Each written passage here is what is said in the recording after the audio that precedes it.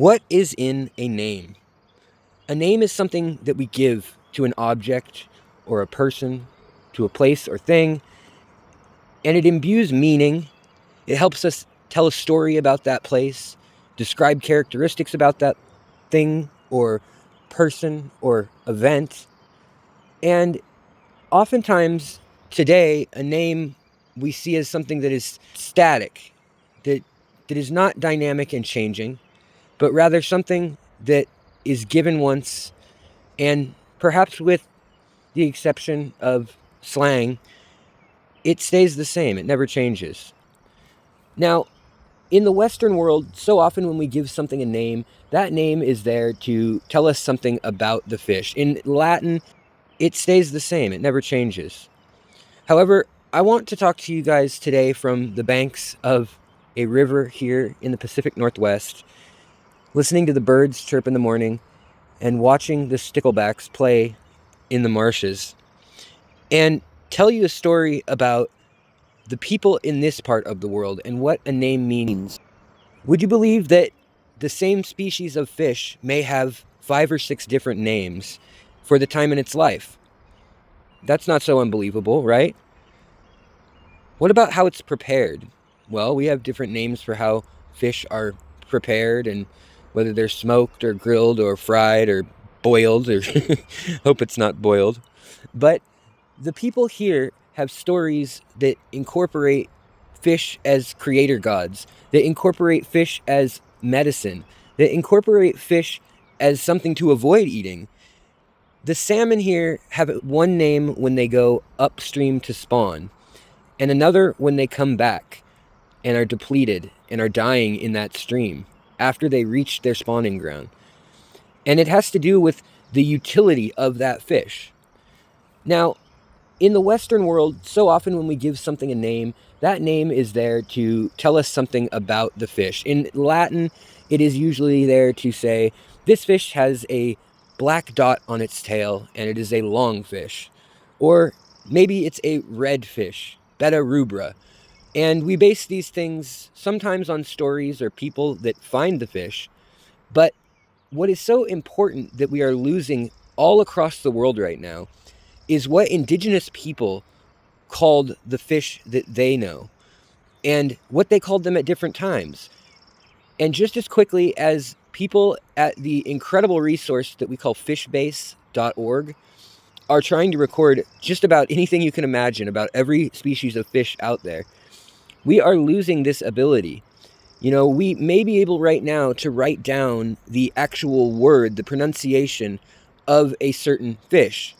So let's talk about some fish right here in the Pacific Northwest. I'm an archaeologist and anthropologist by background, and this is right in my wheelhouse. And when I read an article in Nautilus magazine, I found it quite beautiful and inspiring and fascinating. And I want to pass on to you some of what I found looking into this local story, and then extending that further to indigenous people all around the world, and perhaps even our aquariums. So when we name a fish, we name it by its characteristics, or who discovered it, or in honor of somebody.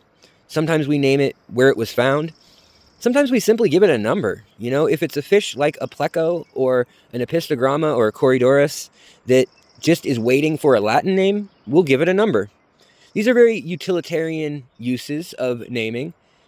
But in the Northwest of the United States, there is a group of Native Americans named the Salish people and the Chinook tribes, which is an interlinked group of many tribes that traded goods and services. And they actually had different names for fish. And I want to tell you some of these names. So here are a few for the same fish. Different tribes, same fish.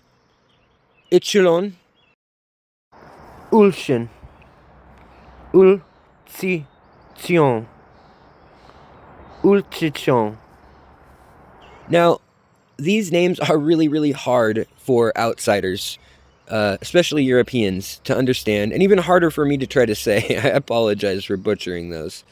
But they all mean the word échelon when anglicized. When the French fur traders came across these fish, they were known as echelon. And that was as close as they could get to what a lot of the tribes were saying. However, they each had a slightly different name because they each harvested fish from a slightly different area, and there were different characteristics by each population. To them, it didn't matter necessarily that there was a species boundary. It mattered that the fish ate different things, and it's because this fish in particular has some very special properties. And those properties include a very oily and fatty body that is extremely high in protein. This fish, when dried, is so fatty that it can be burned and lit like a lamp. And early fur traders, trappers, and pioneers would actually do this. They'd actually burn these fish so that they could read and so that they could see. And this oil was also rendered into a very powerful medicine. Now, modern pharmacology and medical research has found that this is indeed absolutely packed with things like antioxidants, omega-3s, omega-6s, all the fatty acids, and some other unique characteristics that may have even more potential if isolated and or taken in larger amounts. And this fish has a different name because in some lakes it ate mosquitoes. In other lakes it was frozen half the year up in the mountains. And everything about this fish would change due to those things. The difference between being able to read by candlelight, or rather by fishlight, depends on the diet. It depends on how long that fish was in torpor, or what we think of as hibernation, essentially, under the ice. And it depends on how far that fish spawned and whether it had expended its energy to do so. Whether it was caught before it was spawning and it was full of that potential, full of that life. And by the way, there's a different name for the fish at that stage in its life as well. They categorize fish not so much by the fish being red, although there are fish that are named like that. There is a red-mouthed suckerfish that's named by the tribes of southern Canada along the U.S. border with Washington and Idaho. And they believe that these fish came from the heavens and were a source of food and a source of eating the algae that grows in high lakes. And that these fish came from the heavens and jumped down, and some of them jumped too far, too fast from too high and hit their faces, and they called them bloody-mouthed fish. So there's a story there about the creation of the species, but also it ties into the creation of the people. And these names are being forgotten. As it stands right now, out of the tribes that I read off those 4 different pronunciations of what we call the candlefish or the echelon, there are only 200 people left that speak the language of the most populated tribe in that group. 2 of the languages are completely gone now, although we are fortunate enough to have them written down and detailed in some amount of information from the turn of the 20th century, 19th to 20th century, that is. And then another group is still titled the Ecological by the Haida, or the Haida Gwaii tribe, which right now there are only 20 fluent speakers of the language left. So I want to tell you a few more stories about fish names, and hopefully you'll find them interesting, and maybe you'll find it as something that's just another way to look at our fish. Sure, you can name your fish Bob, you can name your fish Mary, you could name your fish Bob Dylan, you could name your fish Mary Jane. How does that change things? Well, you can imbue laughter on people. You can tell a story. You can refer to culture. And that's why some of these indigenous names are so complex. They might have a meaning, something similar to this, and without the context of that culture, we have no idea. Now, the fact that there are certain fish that are poisonous certain times a year and will make you very sick if you eat them, and there are fish that you can use the gallbladder of in order to get certain oils out of. There are fish that you can use the liver and get many oils from. And there are even fish where we can use venom glands and hunt with them. And all of these things are important to know, and they may be important one day for somebody studying a way to, for instance, stop blood flow growing to cancerous masses. And venoms are one of the best ways that we've seen to do that. Now, that's an easy one to point out. It's been covered in a lot of documentaries. But what else will we be missing when we lose these indigenous names for these fish? I think it's an absolutely incredible endeavor that FishBase is trying to do this. I think it's a cool article that Nautilus wrote, and I am very grateful that somebody is recording these stories and these names. And I think we should give another thought to what is in a name sometimes when we're naming things scientifically. Everything is very procedural or somewhat egotistical.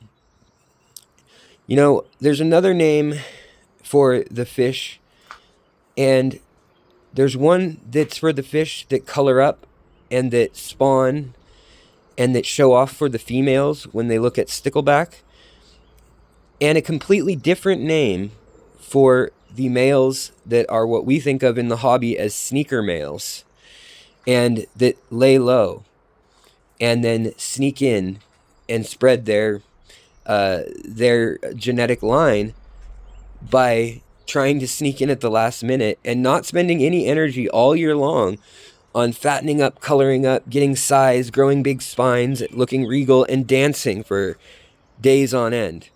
Nope, they just hide on the sidelines and sneak right in. And to the native people of the Pacific Northwest coast, these were different fish. Clearly different fish. More different than different species. They were clever. And it's something that maybe we lose when we have one static name. Of course, it's much easier to catalog things by one category like species or genetics, taxonomy, things like that that we are able to all agree upon. We all know what we're talking about. Of course, that is the way of the world to communicate with one another. But there is something magical and something that's often lost when we don't have that context. In the Pacific coast, there's also a name for fish that come out at night versus fish that are out in the day. Same species, completely different name, because there are two different groups that have different behaviors and different tastes. One's a benthic feeder, one's a pelagic feeder. And yet again, lingcod, which we think of as a food here in the Pacific Northwest and across most of the world, lingcod, which has its own story in our own languages, it was known as the shaman. And it was known as the shaman because the Coast Salish tribes would watch it in the water, even though this is a deep water fish usually, and they would bob its head up and down in its burrows, in its nests.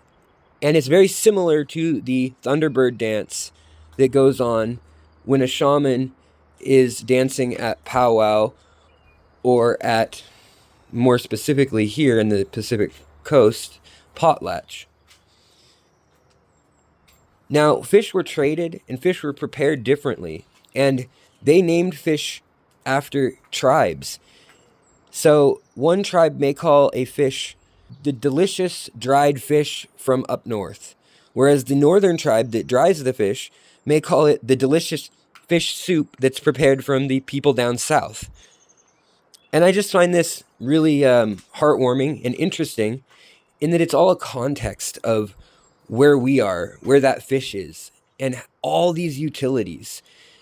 But we miss that if we miss any one of these names. And undoubtedly, we are missing a lot of these names. And every year, we are missing more of these names.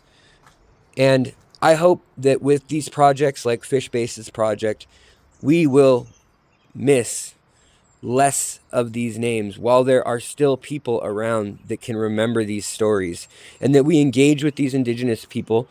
And even though they engage so differently, and maybe an ornamental tiny fish may not even have a name in a culture, Maybe it does. Maybe it's important for something. So let's not overlook these things. I think it's just yet another reason why I think that the secret history in your aquarium, as my channel was originally called, is also the secret anthropology and sociology. And it's all a story that's interconnected, just like an ecosystem.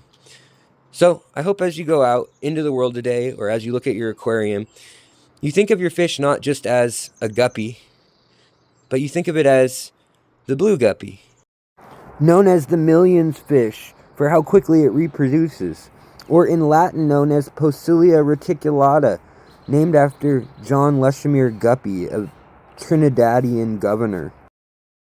The guppy used in research where we can see through its belly, and it's a glass belly guppy, and we can learn things about the wonders of anatomy in humans by studying fish. Think of all the ways we can know a fish by, and extend that out into your life, into all the ways we can know the natural world and know each other by. There's so much to wonder at and so much to love, and I hope we can all go out today with a little bit of that feeling that I'm feeling right now as I sit here and listen to these birds and watch the sun come up. Have a great day, you guys, and I'll talk to you on the next episode of Fishtory.